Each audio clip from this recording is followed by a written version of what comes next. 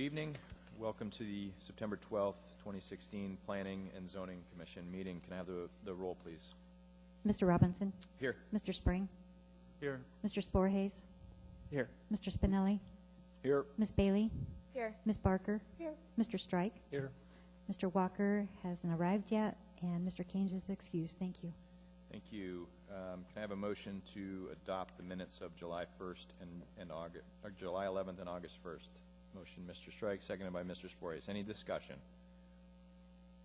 Hearing none, those minutes are adopted. Next up is disclosures. Mr. Spring. I have none. Danielle? None. Greg? None. Andre? In regarding cases 2016-0074, 2016-007, I was not present, so I will not be voting. Thank you. Mitzi? Nothing. And Brandon? Thank you. In case 2016-0093, the one we're hearing this evening, Brian and Candy Broderick disclosed that I used to work at Jack White Commercial, which is a entity owned by the same owner that owns Jack White Residential. I'm no longer with that firm. And then also I've ran out of breath a couple times trying to chase Brian up a mountain, but I have no financial interest in this. Thank you for disclosing that. I don't see any issue. I'm going to come back to Andre in a second. Mr. Strike, you're in the queue. Yes, thank you. In regards to case 2016-0074 and 0077 on the consent agenda, I was not present at that meeting, so will not be voting. Great, thank you. And just to be clear on Mr. Sporhays' disclosure, I think I would suggest that a former work relationship does not constitute a current conflict, and as long as I see no one else in the queue, I'll take that as concurrence. Andre, go ahead. Sorry, I wanted to add in case 2016-0093, the consultant, Tom Dreyer, is a consultant that I also use. I don't believe I have any conflict, but I'll leave that for you to. No, thank you, and I think has been our practice that in this town it's common to work with consultants, and that's a different relationship than something related to this lot. So you have nothing related to the rezoning at hand? No. No knowledge outside of what you've read in the packet about this? No. Okay, thank you. Mr. Walker, if you're ready, we're going through disclosures related to case 2016-0093, and I know you had indicated that's something you'd like to disclose. Yes, one of the applicants, Brian Broderick, works for or is a subcontractor for the residential division of Jack White Real Estate, and I am a subcontractor for Jack White Commercial, which is the commercial division. They're owned jointly, but he and I don't work together.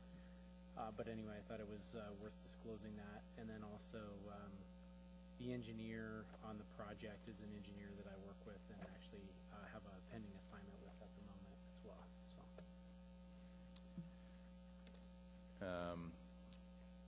And just to note that the petitioner in this case is the individual Brian and the individuals Brian and Candy Broderick. Is that your understanding of the case? Yes. Not related to Jack White per se. Correct. Okay. I'm going to go. Shall we, John? You want to run through the questions for us? Do you mind, or you good? I don't mind. No, if you don't mind answering the questions for conflict of interest. Do you have a substantial part of the present action? No. One that varies directly and substantially with the outcome? No. Immediate and known or conjectural and dependent on factors beyond the body's action? No. Significantly monetarily? No. Generally possessed by a large group or only by the individual? No. Yeah, it's a tough one. I'm not sure what that means exactly, but I move that Brandon participate in the case. Thank you. That's seconded by Ms. Bailey. Any discussion? Please vote.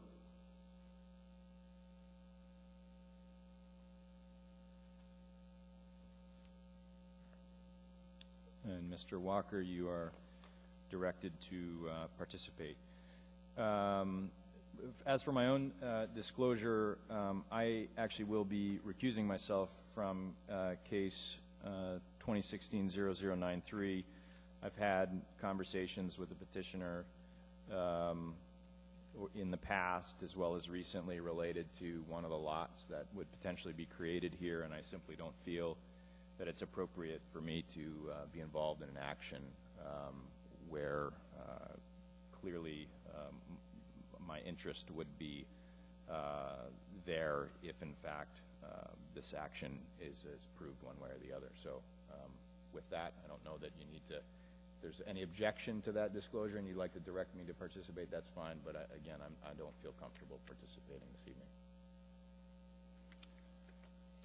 So with that, we have two resolutions on the consent agenda. Could I get a motion to approve the consent agenda? Thank you, Mr. Strike, seconded by Ms. Bailey. Aside from those not voting because of their absence, any discussion on those resolutions? Hearing none, those resolutions are approved. Before we get to the case at hand, just wanted a quick reminder, because I am going to step out and not stick around. That's okay. But I think we have votes on October the 17th to be able to have enough people here to hold a meeting. What I had asked for is we'll have a regularly scheduled meeting whatever the first Monday is in October, but because of scheduling of the land use plan map and notice requirements, they could only get it for the 17th. So in exchange for being available on the 17th, I asked that they move the one case that we had on the consent agenda on the 10th to the 17th. So I know that means Mr. Strike can't attend, but what that means is we'll have a meeting on October 3rd and October 17th, which would be the public hearing for the land use plan map adoption. Is everybody clear with that one? Okay. So before I step out, I'm going to need a motion, since the vice chair is not here, a motion to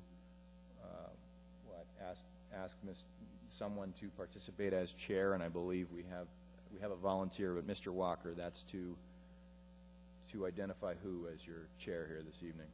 Mr. Straight. Thank you. That's seconded by Mr. Sporhace. Any discussion? Hearing none, I'll hand off the gavel in the meeting to your capable hands.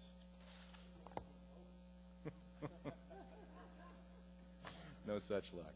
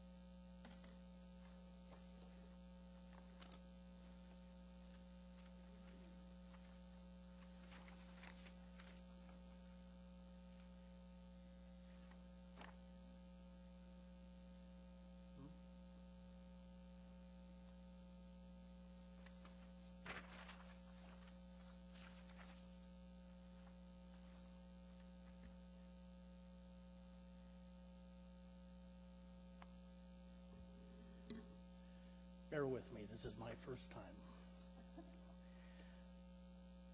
The process for the public hearing, the procedures by which the public may speak to the commission at its meeting is, after the staff presentation is completed on the public hearing items, the chair will ask for public testimony on the issue. Persons who wish to testify will follow the time limits established in the commission rules of procedure. Petitioners, including all of his or her representatives, are allowed 10 minutes. Part of this time may be reserved for rebuttal. Representative groups, community councils, PTAs, etc., are allowed 5 minutes. Individuals, 3 minutes. When your testimony is complete, you may be asked questions by the commission. You may only testify once on any issue unless questioned by the commissioners. An individual may have appeal rights related to any action the Planning and Zoning Commission takes, except commission recommendations to the Assembly, which are not appealable. Appeals must be filed with the clerk's office within 20 days after their approval by the Planning and Zoning Commission of the resolution, which is the commission's final decision. A fee for the appeal is required at the time of filing.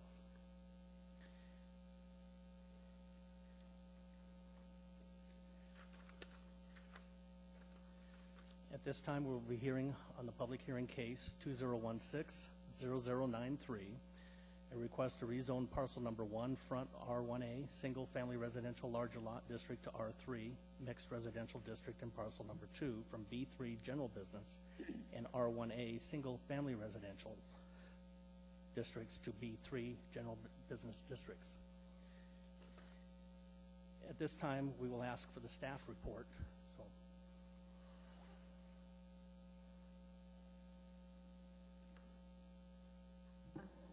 Thank you, Mr. Chair. As you mentioned, this is a request to rezone the east half of lots 7, 8, and 9 from R1A to B3.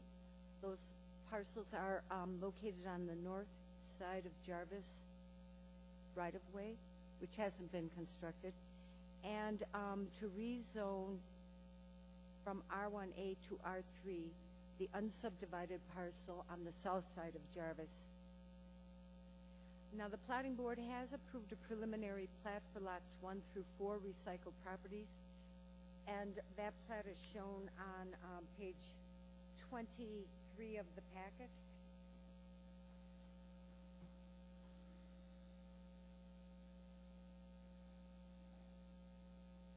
And starting with lot 4 south of Jarvis, there is no structure there. It's just a foundation. Lot 3 is occupied by a antique store refurbishing articles and selling them. Lot 2 is formerly used as a motel, and it is now being remodeled to create 20 apartments. And Lot 1 is occupied by a exercise fitness business. The plat shows that there is a rather steep slope that runs along the west boundary, crossing Jarvis Street and extending up into proposed lot 6. I can't read. Oh, proposed lot 2. Adjacent to proposed or approved lot 1, the elevation here is on the same level as the R1A zoned and developed with a single-family residential subdivision.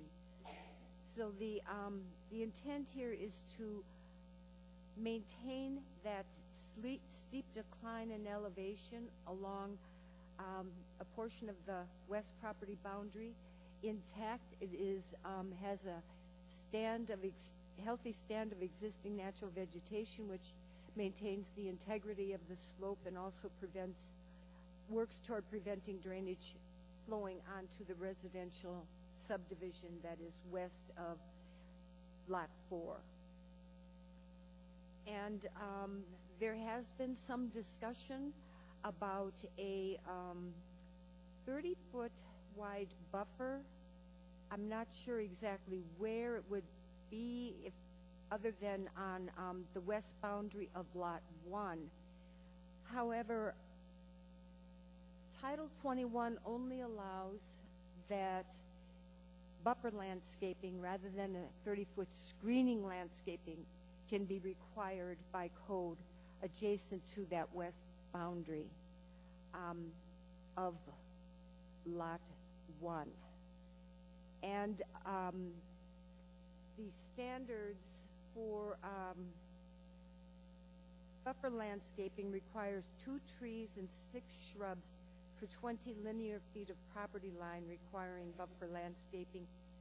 At a minimum, 1/2 of all the trees shall be coniferous, And then there are requirements to provide shrubs. So generally, in reviewing this request, there are a number of things that are being resolved with this preliminary plat action, as well as the rezone. The rezone will eliminate split lot zoning between the east half of lots 7, 8, and 9, which are currently zoned R1A, and the B3 zone portion that is to the east of the R1A zone property.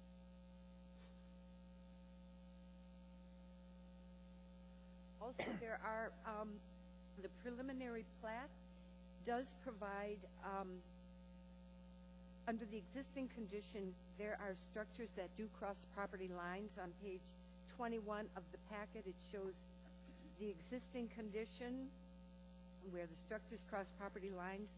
The replat does create a lot for each of the existing structures, as well as providing the required yard setbacks, so that the preliminary plat has corrected something that has existed since those structures were built in the 1970s, and it was actually the site of the Alaska laborers construction training. And that's why there was a motel there at one time. But all in all, the standards for rezoning this property appear to have been met. There was some confusion regarding the statement by AWWU stating that utilities are not available to the lot.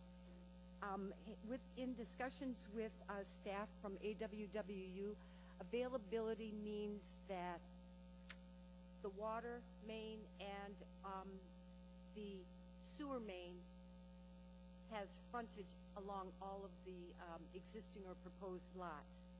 That's what availability means, and then you just have your service connects.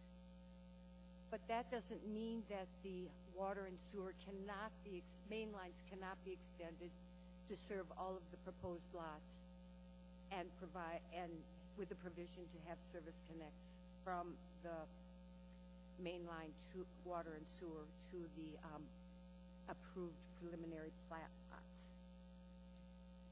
Other than that, the 9 standards appear to have been met. The rezone does meet policy 21B, policy 3, that requires the municipality shall employ development strategies for the Anchorage Bowl in order to accommodate additional 31,000 additional dwelling units.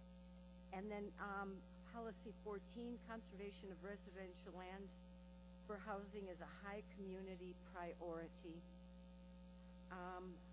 Other than that, the property does front onto the old Seward Highway. It is designated a Class 2 minor arterial that expands on the old NHP that experiences 10,000 to 20,000 average daily trips. The dedicated right-of-way for the old Seward Highway is 100 feet wide. That exceeds the minimum 80-foot required standard for right-of-way required by the OSNHP. So there is, the road is intended to serve heavy traffic, and it does have more than enough right-of-way dedication to accommodate any future improvements to the old Seward Highway. There is B3 zone property to the north of this site. It is developed with a church. There's B3 zone property to the east across the old Seward Highway, and that B3 property is developed with 36 dwelling units on 6 lots, and that is developed at a density of 15.2 dwelling units per acre, as I calculated the number of units on, and the parcel, the 6 parcels contain 2.27 acres. Other than that, the the other standards all appear to have been met, that it meets, that L2 buffer landscaping is required by code under B3 adjacent to R1A. And the preliminary plat did not require a buffer landscape easement along the west property boundary, which would be the place to get that type of easement. The commission could provide a special limitation to require some form of buffer or screening landscaping adjacent to the west property boundary of lot, and that would be along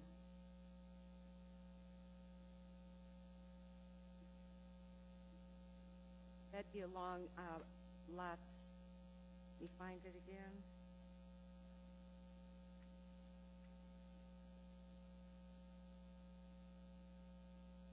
That would be along lots 1 and 2, because there is that drop in elevation adjoining lot 3, which is within the Jarvis Street right-of-way, and there is a significant change in elevation and significant landscaping adjoining lot 4. So lot 1 and 2 appear to be on approximately the same elevation, and that just put forward the commission's consideration. Thank you, Mr. Chair. Thank you. We'll take some questions from staff, from the commission. Mr. Spring. Yes, the buffer landscaping, the L2, what is the width of that buffer landscaping? You said in the staff report that it was 20 feet, but when I looked it up in the code, I think it said there was a 15-foot planting bed required. Is it 15 or 20? Through the chair, Mr. Spring, the minimum average planting bed width shall be 15 feet with the minimum width at any point not less than 10 feet. And the rear yard setback of a B3 is 15 feet? So they could build up to 15 feet of the rear yard, basically, is in the B3 if they wanted to, right? Through the chair, Mr. Spring, theoretically, that's correct. And with respect to the end subdivided lot, what lot are we calling that? Lot 1, or I forget. It's the R3 rezone, and it's adjacent to R1A or whatever. There's no buffer required for that in the code, correct?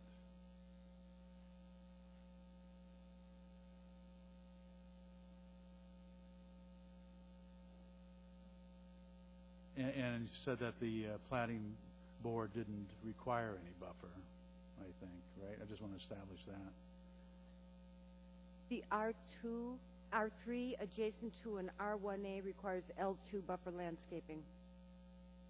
Oh, it does? Okay. R3. However, there is a significant buffer that exists along that that slope, and it's heavily vegetated, and it does provide a natural buffer for the south of Jarvis right away. It provides a buffer for the R1A properties south of Jarvis, adjoining Lot 1 as it was approved by the plating board. And just one other question through the chair, if I may. Did the plating board approve the public use easement along Jarvis as part of their plat approval?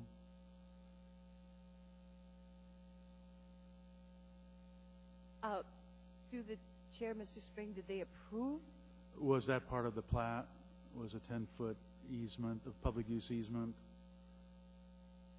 It looks like it from the preliminary plat that's in the packet, but I just wanted to make sure that they approved that as part of the subdivision approval.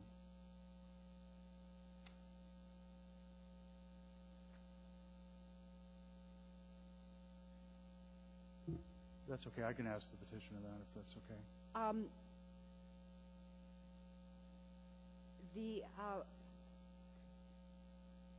they approved a vacation. Jarvis has never been, if that's what you're questioning, Jarvis Avenue running east-west, it's never been constructed at this location. What the plating board did, they approved the vacation of plus minus 395 feet of Jarvis Avenue running east-west within the petition site. And they also approved, you might be thinking of the 20-foot alley that goes between. Anyways, they approved the vacation of plus minus 358 feet of the alley running northwest, southeast. Through the chair, I thought the staff report said that there was, they were proposing to vacate it, but it was going to replace it with a public use easement. But I don't know. I can't tell from the scale of the plat whether that's true or not. I'm looking at the summary of action, and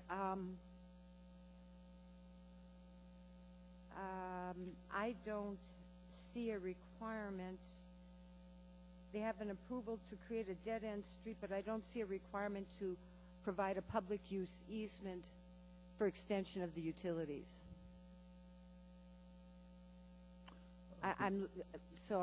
Maybe the petitioner's representative can address that question more thoroughly.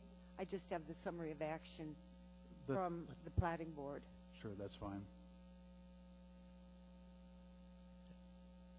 Any further questions? Seeing none, we'll go ahead and move into the public testimony, and we'll hear from the petitioner. If the petitioner could, or his representative could step forward, please.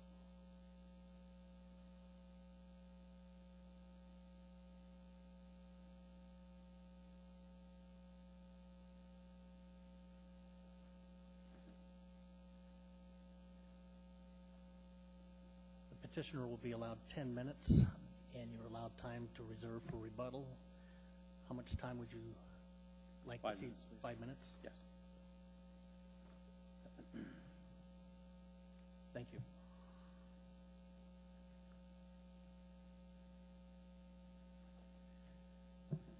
Good evening, Mr. Chairman, members of the Commission, planning staff, and concerned citizens behind me.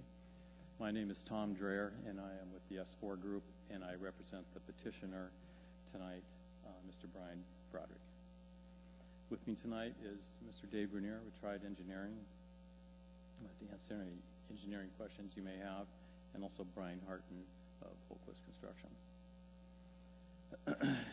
This parcel here, we just call the parcel north of the Jarvis right-of-way that we're vacating. It's kind of the north piece, and then there's the south chunk, which is Lot 4. The area north of Jarvis here has been utilized as B3 type property since about 1972 or somewhere in there. The first building was built in 1972. So the buildings and structures have been basically the same for the last 40, 50 years or so. They've been used for different things along the way, but in essence, it's been the existing use for quite a long time. The client has taken some dilapidated property and is improving it bit by bit and spending hundreds of thousands of dollars to take that the center building on Lot 2, which was very downtrodden, and has put a lot of money into it and created a 20 or 24 unit apartment building. On Lot 1, what used to be some kind of utility house is being converted, or is converted, to a CrossFit gym. And the building on Lot 3, the larger one there, is Remade Group. They take donated furniture and things like that, and they have a bunch of artists there that fix things up and then resell for a profit for the charities around town. Some of the issues that have come up, of course, as staff mentioned, the plat was approved 2 days ago. or no, Wednesday. And some of the issues that came up, I'll just go through briefly. One is drainage, and as we're all aware that when we re-subdivide property and rezone property, any new buildings on there have to comply by all the fairly strict codes of Title 21 and drainage issues. The buffering that has been discussed along the west property line is, as stated on Title 21, page 7-66, it requires L2 buffering, which is 15 feet wide. And that is the same if you're going between R1A and B3 or R1A and R3. It's 15 feet, or you can do 10 feet of landscaping and a fence.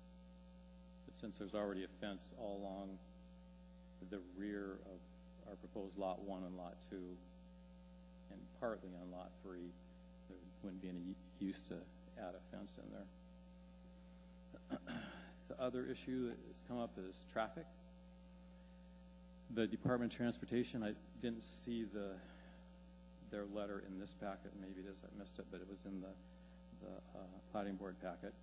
The DOT has approved 3 access points for this property. We have 2 now, and what they want us to do is reline a couple of the access points to meet up exactly with Dare Avenue to the east, and then farther south with Jarvis Avenue, where it connects in from the east onto the Old Seward Highway. By vacating Jarvis Avenue through this property, there will be no allowed traffic into the neighborhoods to the west, so that does not become an issue. The interior parking layout will comply, of course, with fire code and all their standards. The Old Seward Highway has a current ADT, average daily trips, of 7,900 vehicles per day, and the OSH is rated by the OSH&P, the official Streets and Highway Plan, as a minor arterial. A minor arterial is designed for between 10,000 and 20,000 ADTs, and the R3 rezone would add maybe a maximum of 476 ADTs to the OSH&P. It's the 500. All of the pertinent questions that are presented to us by Title 21, I have answered on page 25, begins on page 25, and of course, along with staff's excellent analysis in this project. And with that, I'd be available for any questions. Thank you. Are there any questions from the commission? Mr. Spring. Yeah, I wonder if you could tell us something about the easement, whether like I was asking staff, whether the easement was approved as part of the plat? Yeah, the 20-foot wide public use easement is replacing where the alleyway was, because you're not allowed to create a dead-end alley. So they allowed that variance if we replaced that with a 20-foot PUE. So someone could still go there, and it's in the same location where we need to bring utilities into the underground sewer and water. Street? Excuse me? What about Jarvis? Yeah, and along Jarvis too. Yeah, because the 20-foot PUE goes along sort of like southeast of 45 degrees, and then it hits Jarvis, and then it goes to the east to intersect in with the Old Seward Highway. Is public use easements, are trails allowed on a public use They easement? would be, yes. Mhm. A walkway or something would be allowed under that? Okay, thank you. Yeah.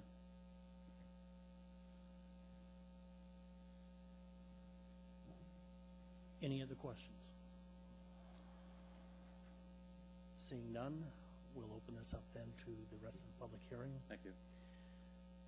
Those who wish to testify, please step forward. Please state your name. Please spell your last name and identify if you're representing a group. Hi, my name is Steve Beardsley, B-E-A-R-D-S-L-A-Y, Old Seward Ocean View Community Council President, and I speak in their behalf. We've been before, S4 had a community meeting as per the Title 21 on May 25th, which was after our last community council meeting, before this could come before us. Otherwise, you'd probably have a resolution before you from our committee. Our bylaws state that we have to have a introduction of a resolution and a 1-month wait time before the voting can occur. And our last meeting was in September, and this came up at both our May meeting as well as this meeting in September. There was 25 people at that community meeting, and we had Mr. Weddington from the Assembly there, as well as 2 of our people from our board of directors, as well as a developer. And I commend the developer for being upright and forthright on coming forth to the community and doing a nice effort to alleviate some of the concerns that people had before them. It was pointed out that the densities within this area might be of concern to the citizens, both from the developer's aspect as well as the citizens. We're very vocal on this behalf. And the density issue, which is in Title 21, 03161 under E number 4, we'd like to see some support in regard to that being looked at compatible with surrounding zoning and development.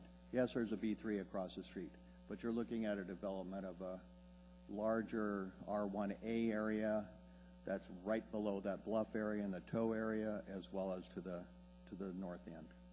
We'd also like you to take a look at G on the same area, number 1A, to using your special limitations about structures and use of land and or structures within that area. I think those are areas that are concerned to our citizens within that area. They don't want to see a development of high-rise, huge developments that occur through there. I'd also like you to take a look at G2 under Title 21. And that regards A, types of limitations, and I think it is in your right to go ahead and set limits of special limitations that can be occurring within this. And I think that might alleviate some of the concerns of the citizens that border this, as well as within our whole community council. I think types of limitations A through E are perfectly appropriate if you take a look at that, and that's in 21036160. The other one is the L2 designation of the buffering. In that S4 meeting that they had, the community meeting, they were talking at 20 to 30 foot, if I can look at the summary that Mr. Tom Dreyer presented to him. I think it was a 20 to 30 foot. Now they're going to a 15. There is lots of bluff area within that on the south end, but not on the north end. And I think the citizens that border that are interested in that buffering. They alluded to large trees. I kind of doubt that. We would like to see more of a special limitations of buffering in the 20 to 30 foot, not sticking with the code of 15 to 30 with either fencing and or landscaping. The other issue that comes forth is, just as a side vent, is to have the platting come first and then the rezoning. I find that kind of the cart before the horse, or the horse before the cart. I'm not sure if it was a scheduling issue, but it's platted. You weren't clear on what the platting issues would be from staff, L1, L2, that kind of stuff on the buffering issue. And it just, the designations of this to occur over a 4-day process with the weekend included is a bit much for our community to take forth. The platting, I think it's a 12 or 24 months for them to comply with the issues that they set forth. And we'd like to see maybe either the rezoning conferred or the replatting conferred to comply with that issues of the platting board. The issues of getting access to the old Seward Highway, yes, there was 3 issues, and the developers maintained that he will correct those, which is great. We'd like to see that in developers, and he's been a very honest person. Thank you. Any questions? Are there any questions? Thank you. No questions in the queue. Next.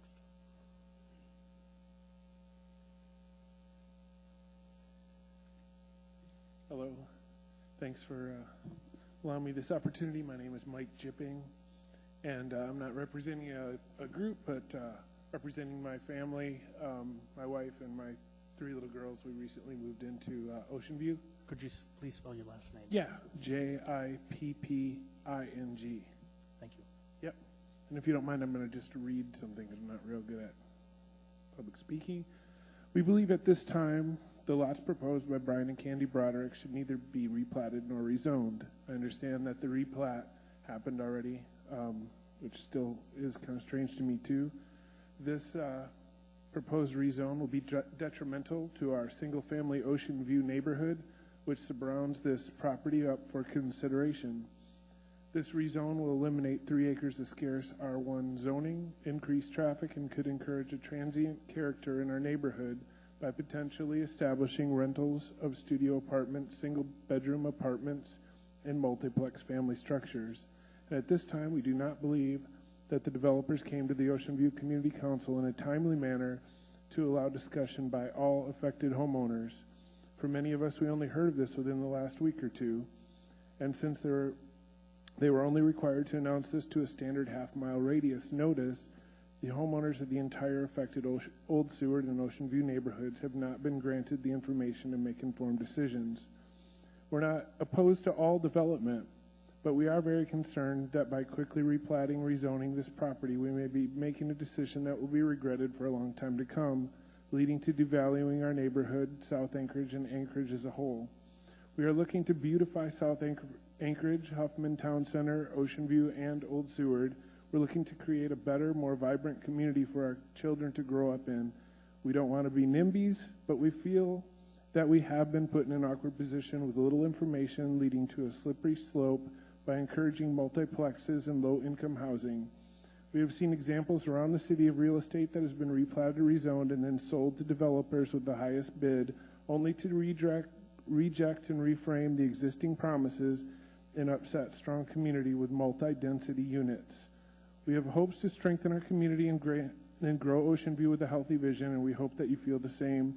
From what we have seen and heard so far, this is not the answer we're looking for. We appreciate the time and effort that does go into this public process, but once again at this time we believe the Assembly should reject the proposal to rezone tonight. And I guess a couple of just side comments are that I do appreciate the fact that as the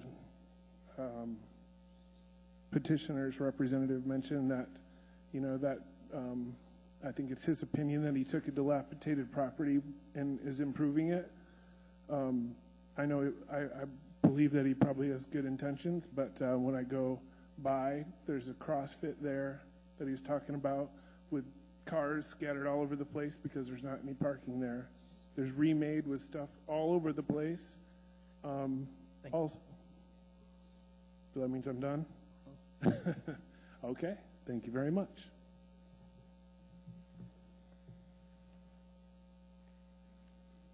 Do I stand for questions? Any questions? No, nothing in the queue.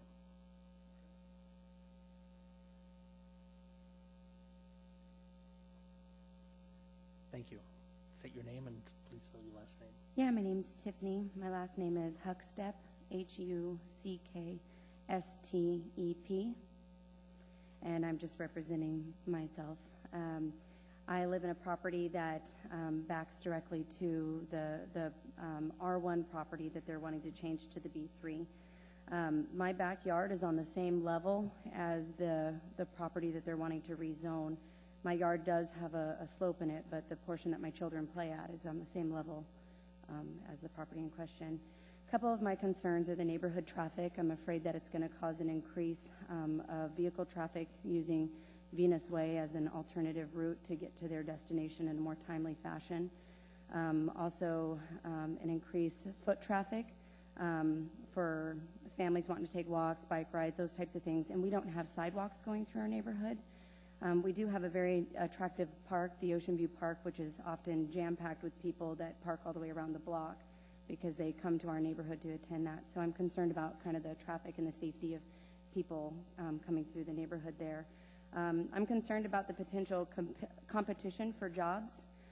There's not a whole lot of businesses on our side of town. It's mainly residential, and a lot of people who have children of working age are going to have a harder time with their kids trying to find jobs at Cars or, you know, the fast food places there that are close to their homes. So that's a concern of mine. More people means more noise. I already get noise from the business that's there, but now they're talking about bringing the business all the way up to my fence line. I can hear the CrossFit people. Saturday I had all my windows closed, and I could hear the noise that's there, and the people were out in the yard and everything, their property. And then ground maintenance for nighttime, you know, plowing usually happens at night when a business is closed. I'm concerned about the emergency personnel. We have one emergency care place that's off of Huffman, and then of course we have the ambulance and the fire truck. Is that going to be enough that's going to be able to get to these places in an adequate amount of time with the limited roadways there to make sure everybody's needs are met? Security, the Remade Place, their website, their focus is on changing lives of indigent people. And as far as I understand, they're going to be responsible for that 20 units that was initially just a two-bedroom with, or 2 beds in a room with a bathroom is now an efficiency apartment. So I'm concerned about the people that would be occupying that space, especially since my yard's on the same level. Another concern is the decreased property value. I purchased my home that back to residential. I have no problem with the existing business, but it would be nice if they were to take Jarvie from Venus Way and turn those into residential housing that could be a part of Ocean View neighborhood, which is a very attractive neighborhood. Those are kind of my main concerns there. So safety for my home.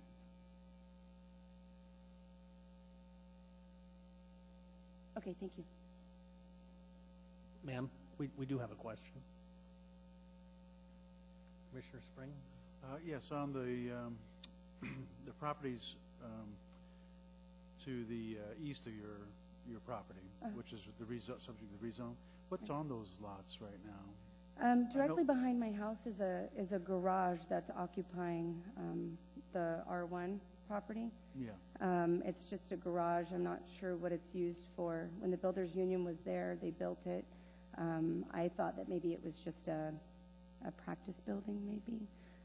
But I don't really see it get much use, but the garage door is on the opposite side, so it's hard for me to see if they're putting equipment or anything in there.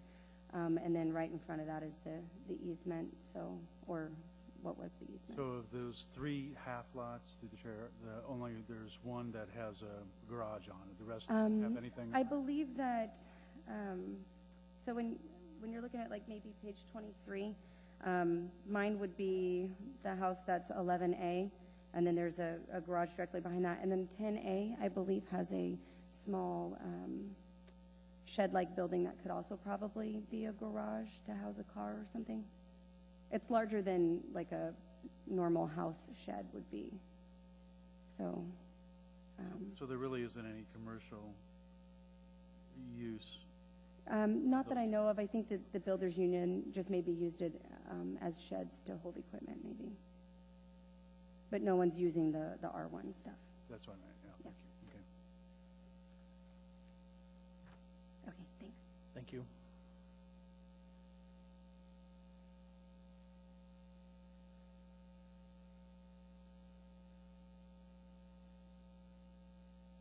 Hello, my name's Susan Kucera, K-U-C-E-R. Can you step closer to the mic, please? K-U-C-E-R-A. I am coming here today. My property is directly behind on the west side of the proposed changes.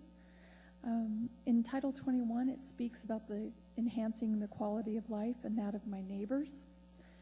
I don't understand how this rezoning would enhance the quality of my life or my neighbors that are directly behind this property. It is an undue hardship on us as property owners. I'm a widow. and this is the largest investment that I own. And by putting this type of transitional housing in that former motel that they're turning into efficiency apartments, I see as a clear indication that it's going to lower my property values. There's only a fence between me and that property, 6-foot fence. So if they use that property as a transitional housing and then they build all these apartments, it's pretty hard for me to understand how a partial used business that was the Labor's Union Hall, they only use that space part of the year, maybe 1 or 6 weeks out of the year they use that space. They had a barbecue once a year. Now all of a sudden it's a CrossFit business with the music blaring. They're out on the lot. They're going to be construction. There's been construction on the efficiency apartments. It's an undue financial burden on a very few pieces of property, and yet a large financial gain for the developers. So I think it's kind of an unfair advantage for them. This is a small plot of land. And I agree with the process, how the platting and the rezoning has gone very quickly and has not given us enough time to deal with these changes. It's been, since I've lived there in that house for 27 years, and it has been, the noise level has grown significantly in a very short amount of time, and it is only going to continue to grow with this many houses or multi-house unit going in. So I don't see how it's a benefit for anyone but the developer and not our community. So the other thing, she said that her property is at the same level. It's actually, we're lower than that property. So any type of drainage is going to come down our way. I'm also concerned about snow removal and snow processing. So, and lighting and noise and all the rest of the stuff we've been talking about. So, thank you. Any questions? Thank you.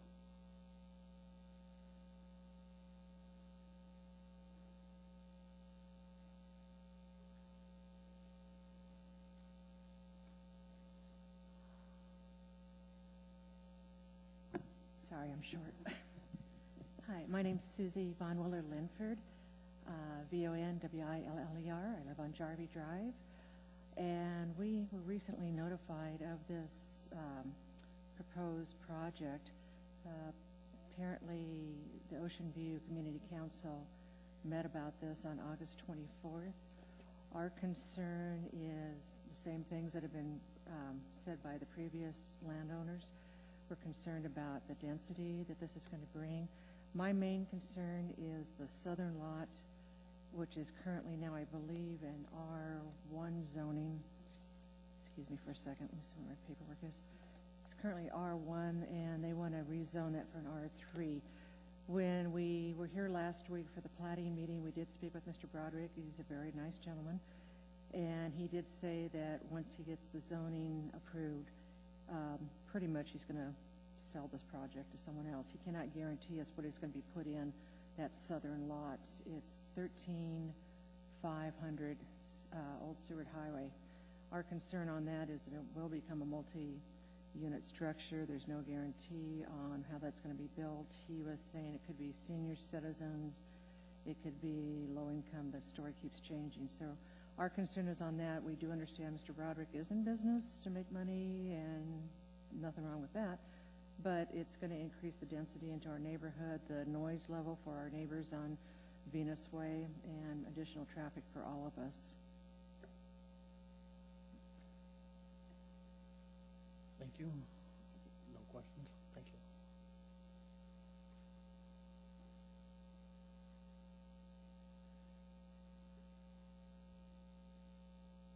Are there any further public testimony? At which point I'll invite the petitioner then to come back.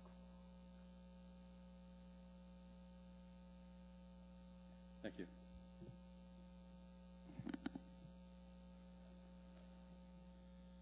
The community meeting was held on May 25th, according to all the regulations, and it was a very vibrant meeting. A lot of people did show up to that meeting. I'll address a few other issues here that were brought up. In R3, you can only build 35 feet tall, so there's no high-rises actually allowed in the R3. In the buffering, as far as the buffer zone is going, the planning board didn't actually put that as a condition because it's just it's in Title 21. It's something that we have to do. And we had talked about doing 20 feet along Lot 4 because that's the southern portion there, increasing it just a little bit just because there's a lot of trees there, and it seemed to work out well. I never mentioned 30 feet. This area, I think it's important for everybody to remember, is that the area is currently zoned B3. All the buildings have grandfather rights and do exist and will exist. And it definitely is now a construction zone. There's a lot of building going on, and fixing up the property is kind of a slow process, but it will happen as we go. There's no effect on Venus Drive. We are actually vacating an access point there that actually you couldn't build anyway, but if you did build it, it would definitely bring traffic in the neighborhood. So I don't quite understand that concern.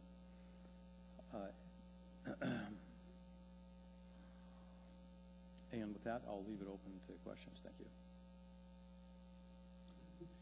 Yeah, Mr. Spring. Yeah, what's the, I know you don't have to say this with a rezone, but do you have any, does the petitioner have any plans for the newly rezoned R1A lots that are called the East Half 7, 8, 9 currently? And is there current plans for developing that? No. No? There's not current plans for developing that. What would be the obstacle of developing that with that public use easement kind of splitting the lot? Would that be, you can't build on a public use easement, correct? No, and there'll be utility easements there also, probably 30 feet wide, because there's an existing sewer main going right down that same corridor there. On the alley? Yeah, on the existing alley, correct. So if somebody was to develop this property, it's the newly platted property. Yes. They'd have to have a separate structure on the rezone part, because they couldn't connect structure all the way across the public use easement. Correct, because you can't build over public use easement, or you can't build over sewer and water mains. Yeah. Okay, thank you. Yes. Do we have any other questions? Question? Yeah. Okay. Mr. Wall. Through the chair, so with regard to those back lots, which are effectively, even though you're platting them in with this public use easement, they're still being alienated to some degree because of the public use easement and the sewer line that you were just talking about. So what are you guys imagining for that space? Is that parking or green space, or is there a plan for that? Yeah, it's required for parking. Okay. Especially for Lot 1 and 2, not so much on Lot 3. Lot 3 has a lot more parking out in front there. Okay. Yeah.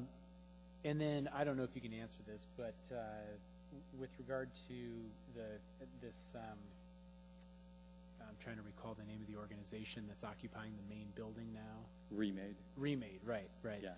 So I happened to encounter them myself, as I'm a commercial real estate broker, so I bumped into them, and they looked at a property that we had.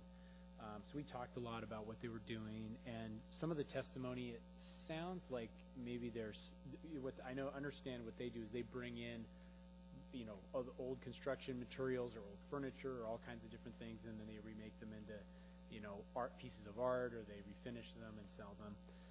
It almost sounds like maybe there's some of those materials around outside. Are those materials being stored outside right now? There might be. I'm not sure. I can't imagine many materials they'd want to store out in the rain, but Right.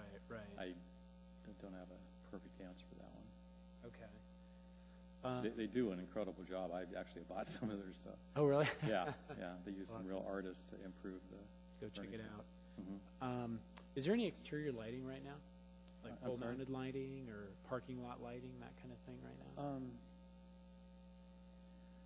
We're having to upgrade some of the lighting to new standards, the parking lot lighting around where the apartment building is going to be. And of course, that's all, with new standards, you can't let light go off onto the neighbors or even to your property lines. You know, there's certain loom levels that you have to stay under and things like that. So there won't be any lights. Any lights that are shining over there will have to be changed if there are any. And they will be constructed according to new code. Okay. And with regard to this buffer that we've been talking about, right now you're at 15 feet. Is that where the 15 feet is required? That is what is in Title 21. The new Title 21 code that's gone through 12 years of reviews and committees and ad nauseum meetings. That is what they came up with. Right. Was the 15 feet. And we did mention that we would do 20 feet on Lot 4. So we're fine with that, but we don't want any special limitations on this particular rezoning. But Okay. So, and if you're willing to do 20 feet on the south lot, Yeah. was there a physical reason why you guys weren't willing to do 20 feet on the north lots?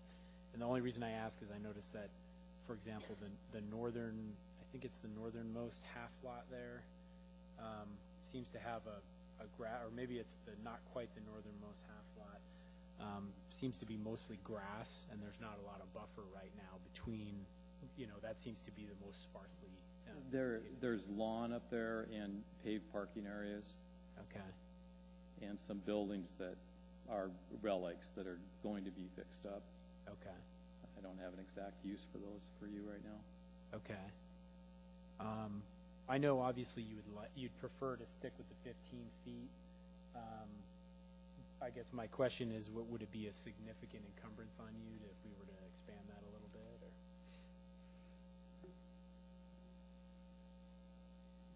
Excuse me for a second. Okay.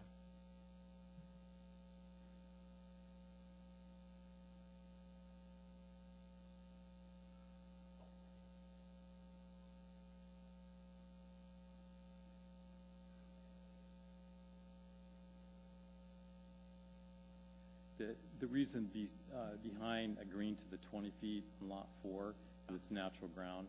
There's nothing built.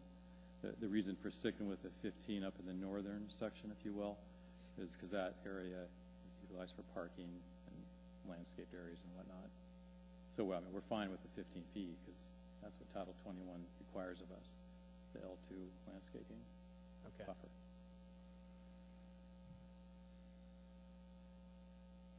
Thank you. You're welcome.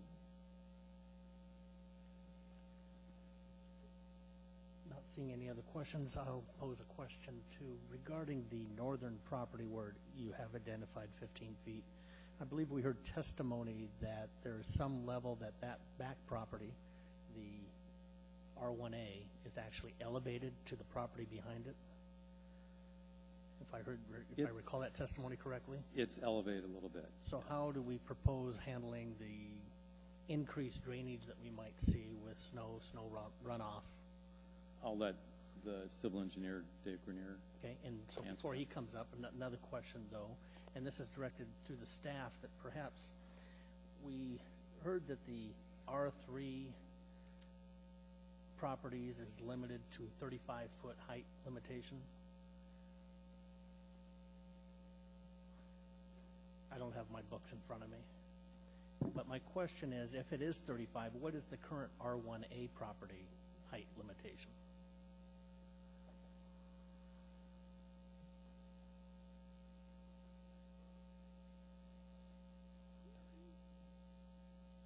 R1A is 30 feet. So we'd be looking at a difference from 30 to 35. Correct. Okay.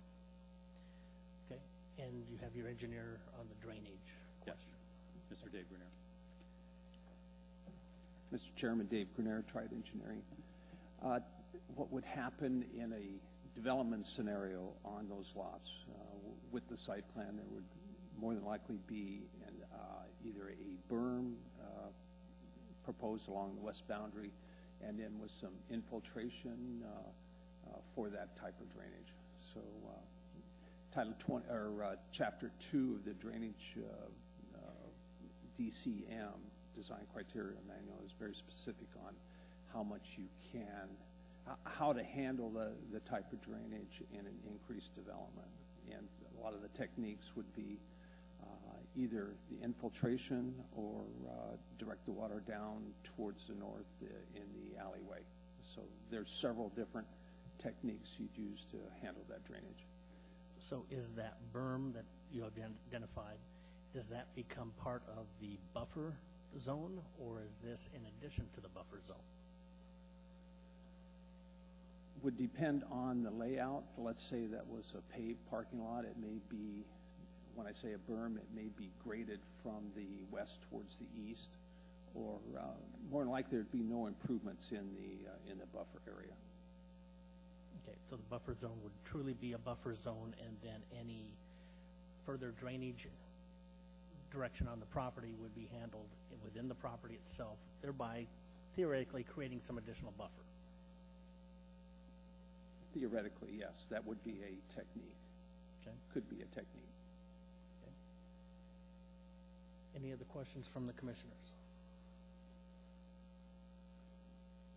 Mr. Walker. I don't mean to make this weird, but I noticed that Brian Broderick is not here tonight, but Brian Harton is representing Holquist. Is that a sign of what is planned to come here on the south lot, or can you guys talk to that a little bit? Or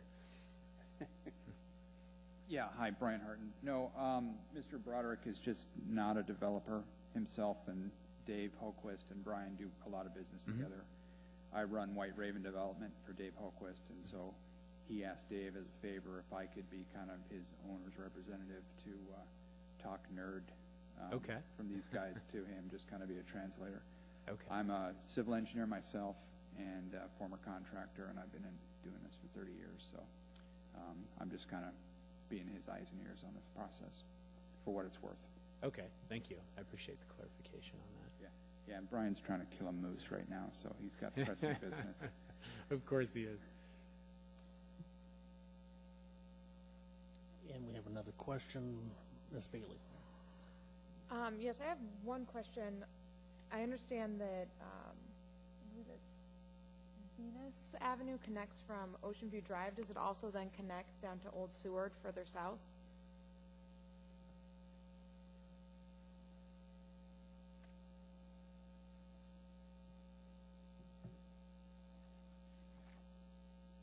Yes. Okay, thank you.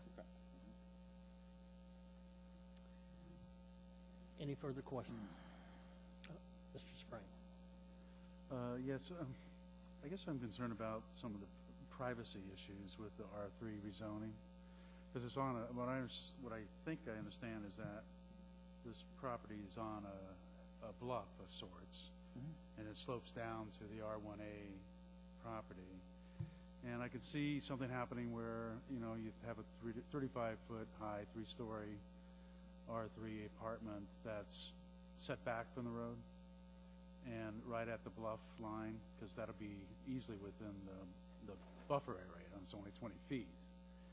So I'm kind of concerned about the building it on the bluff and looking down on the R1A properties, the single-family houses down below there, and just wondered if you would have an objection to orienting the property more towards the road, the Old Seward Highway, which has a 100-foot right-of-way, so it's got a lot of right-of-way, and maybe put the parking in the rear so that you wouldn't have perhaps a lot of people, maybe balconies or whatever, sitting out there looking down on the R1A property.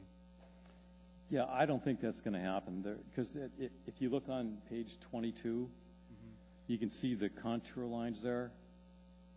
The bluff is about, is about 50 to 70 feet away from the western property line. So you have their property line, their fence property line, 35-foot trees, and then you're not going to be able to build over that bluff. That, you know, and that would be at the site plan review phase where you work on details like that. So there's not an option. And plus, when you have such a steep bluff like that, you have to have the buildings, the foundations back a ways from that point also. So you think that bluff is about 50 feet in width or so? It's 20 to 30 feet tall. Oh, the bluff, the slope is about 50 feet in width on the plus west or minus. side? Yeah, you can see how it changes. It goes from the north, it's maybe like 30, then to the south, it's about 50, Then somewhere in there. on the south, it's wider Yes, or correct. more depth. Yeah. So, Which is self-limiting the area that you will be able to construct at a later date, which would be through a site plan process. well, there's no site plan process, correct? Oh, not for this application, no. Okay, thank you. That would be at a future date. Another question, Ms. Barker, please. Thank you, Mr. Chair. Just a clarifying question for staff. We've heard some commentary from the community about the motel property that currently exists on what kind of the northern parcel now, which is my understanding is currently zoned B3.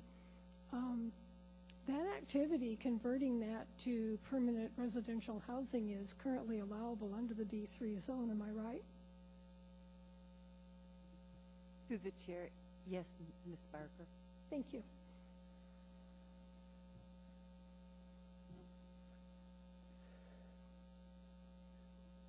Not seeing any further questions. Thank you for your testimony. You're welcome. One more, sorry. No, I'd like to direct this to the staff. Sure. And not to the petitioner. So Yep, thank you. It's fine. Yes, staff through the chair. B3 zoning district, Margaret, does that only allow one building, principal building on a lot? Through the chair, no. It's not limited to one principal structure on a lot in the B3.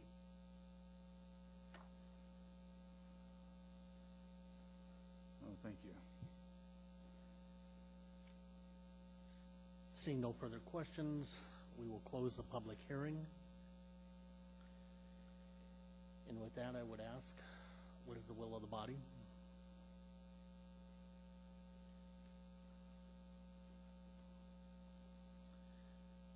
We have a motion, Mr. Sporhays.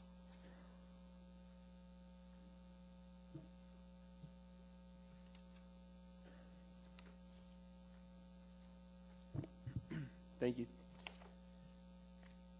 In the case of 20160093, I move to approve with staff recommendations to rezone on page 11. Staff recommendations 1 and 2. And I could speak to that if you'd like. Can you please restate your motion, please? Yeah, no worries. In terms of this case, 2016-0093, I move to approve the rezone. And also with according to staff recommendations on page 11, bullet items 1 and 2. Okay. Before you go, if I would point out to the page 11, we need two motions, actually. One for the rezoning on the north and then a second one on the south. So there are two plats that are being, two areas that are being rezoned. I agree with that. And would you like me to do that individually, or do you want to just do one and then come back and do the other? Let's do one and then see if there's any discussion on those so we don't confuse. It sounds good. So how about approval with page 11, number 1, rezone the northeast quarter. Would you like me to read it out, Mr. Chair? Please, for the record. Thank you. Approve the rezone with the department recommendation as number 1, the rezone of the northeast quarter or the southeast quarter of the southeast quarter of portion section 29, township 12 north, range 3 west from R1A, single family residential, larger lot, to R3, mixed residential. And for clarity, that is the southern portion of the properties that we're in discussion with. That is correct. Thank you. Do we have a second? We have a second. Commissioner Bailey. Any discussion?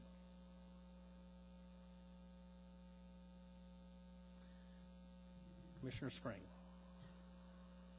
I don't think I can support this motion unless there's an amendment for some type of site plan review on the property.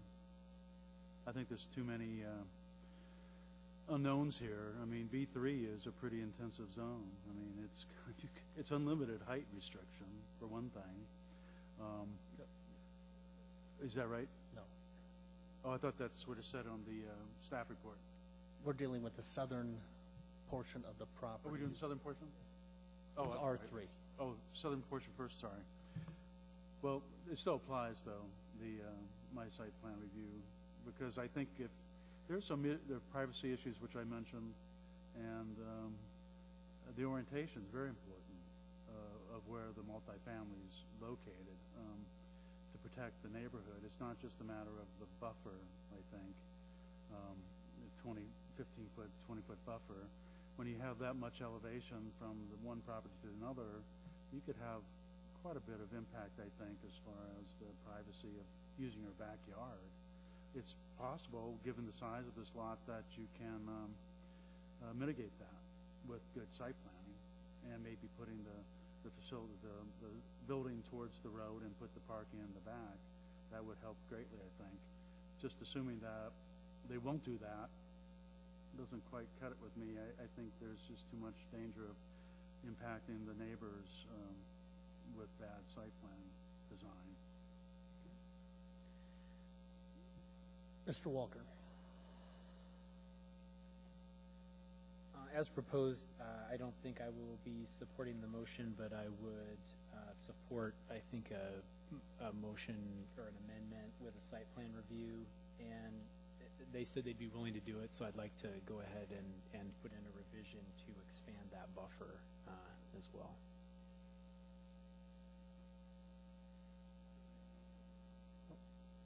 Go ahead. I'm hearing discussion, but I'm not seeing a motion or an amendment to the original motion.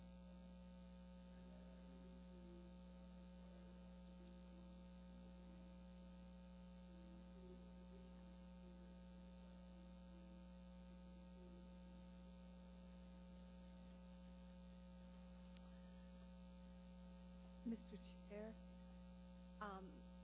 if the commissioners could use their microphones so we... I'm sorry. Yes, I didn't get that. Okay, I'll repeat that then. Please. With respect to rezone request number 1 to R3, I would like to amend it to add a condition of approval that would require a site review, including a 20-foot buffer on the west side of the property.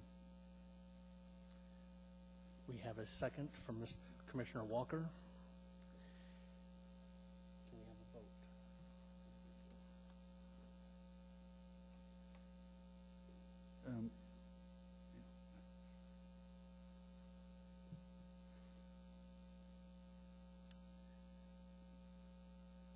That motion passes. The amendment passes. Sorry. Commissioner Voorhees, you're next in the queue. Thank you, Mr. Chair. So as far as I'm concerned, we're back to the original motion, correct, with the amendment? Correct. Do I need to restate the motion, or does it all?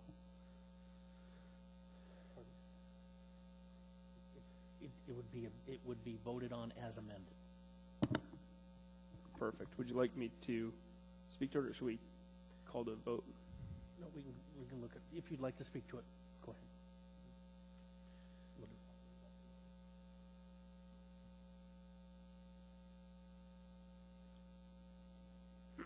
Well, thank you, Mr. Chair. I'll be supporting the motion. I believe that the petitioner did their due diligence, that they've prepared the proper documentation. While it did not have individual support from the community, I think that this is a good project going forward and a good use of the existing land to be proposed on the southern half of the lot.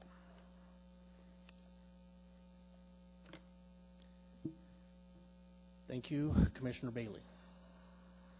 Also speaking to the motion,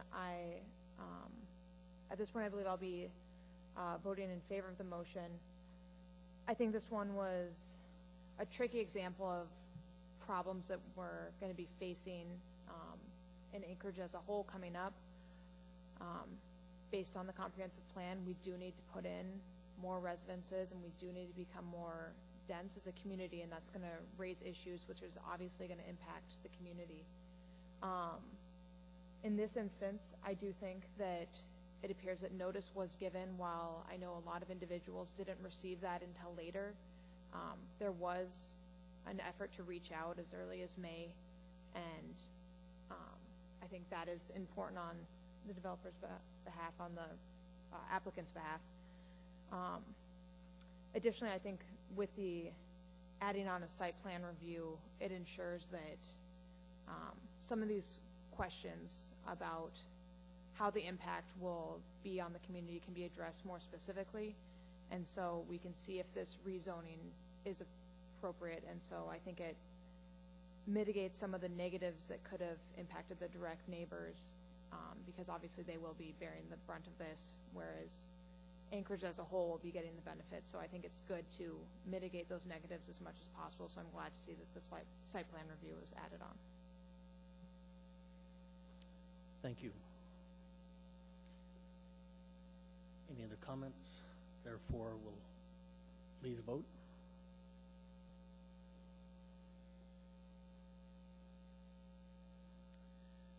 And that passes.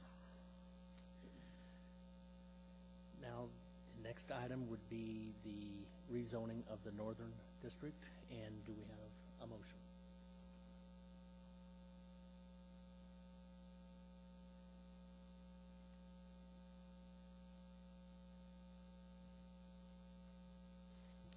We have a motion by Commissioner Spring.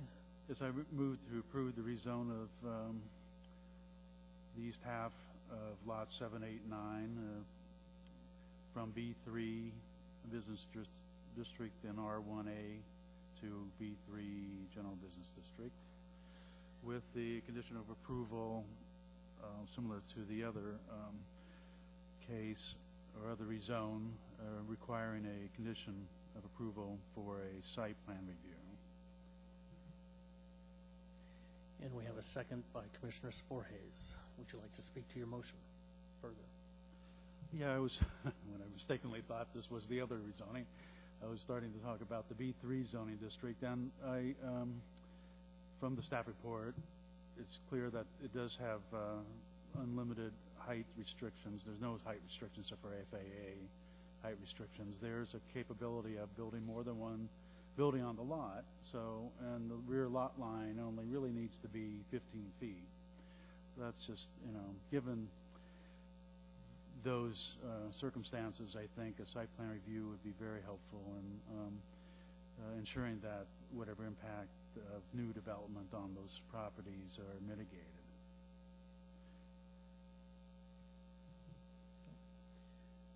Commissioner Walker.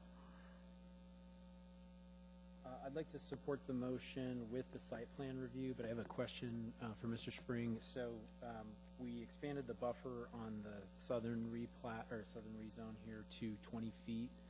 Would you support an amendment to expand the buffer on the B3? Because that seems more impactful there, more commercial noise. I think one of the folks from the public testimony mentioned something about grounds maintenance. You know, there's going to be more commercial traffic, I think, there. So, any thoughts on that? I would support that as a friendly amendment. Okay. Through the chair.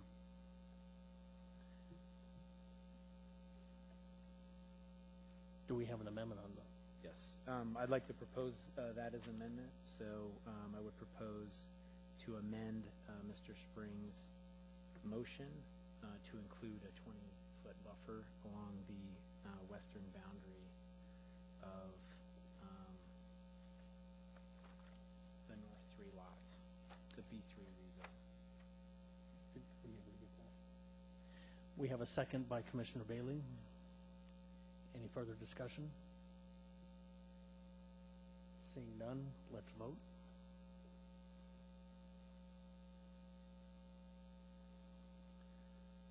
And that motion passes. So that is a amendment to the original motion for the passage. Is there any further discussion on the original motion?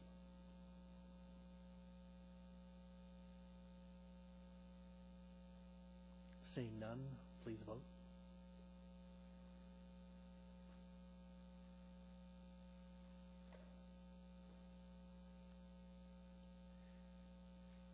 And that motion passes.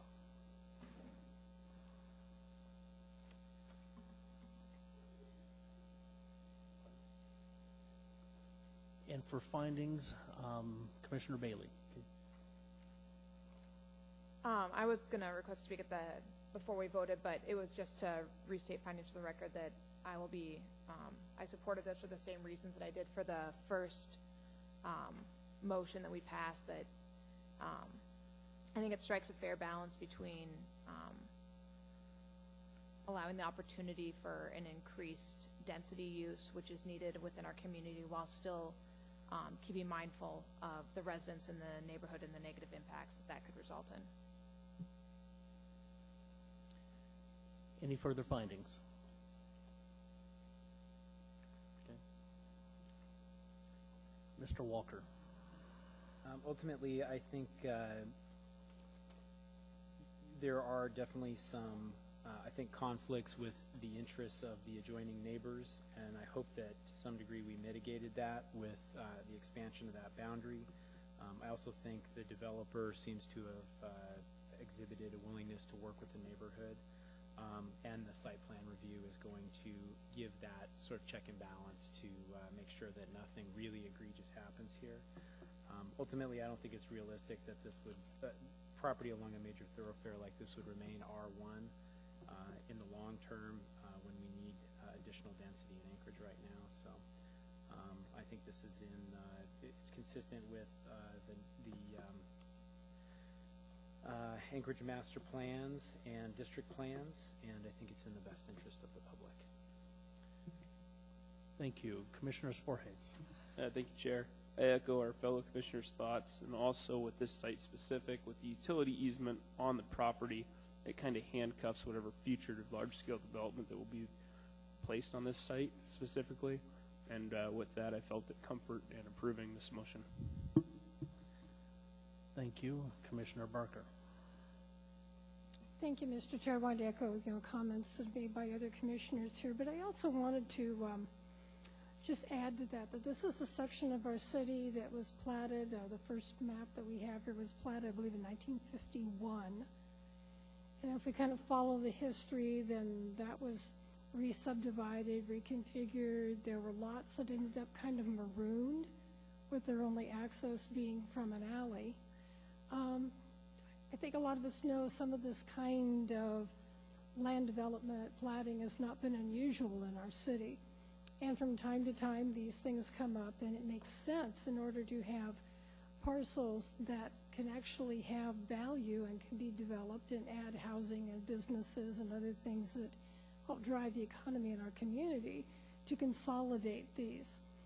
I think it's important to make the distinction that what we do here with respect to zoning has to do with what the use of those parcels is, versus what happens at the platting board really has to do with the configuration of the land. And in this case, that action aggregated some parcels that were kind of marooned and therefore really didn't have a lot of development potential. I'm empathetic with the neighborhood that sometimes these lots, when they exist, they're kind of de facto open space buffers on their own and we take them for granted. But in fact, there is a legal opportunity and a right on the behalf of the landowner to aggregate those parcels in such a way that there is some, better economic benefit to the land in terms of it being more developable. The action that we've taken tonight, I believe with the request for the site plan review, does take into account sensitivity and a need to protect the existing land uses in the neighborhood is there now, but at the same time providing opportunity for further development of the land in a way that's consistent with the comprehensive plan and adds both business and economic as well as housing opportunity to the community. Thank you. Okay. That it? Thank you. I'd like to thank the public for their testimony and the staff for their assistance on this matter.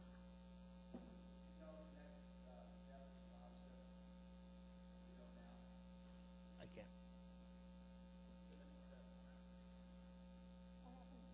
What happens? The next step is that this goes before the assembly for their approval.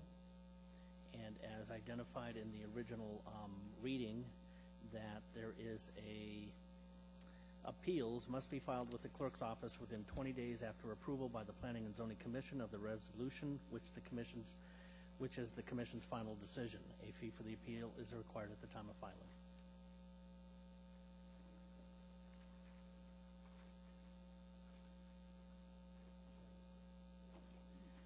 I have a motion. Mr. Walker, seconded Mr. Voorhees. I can assume what that is for. Thank you.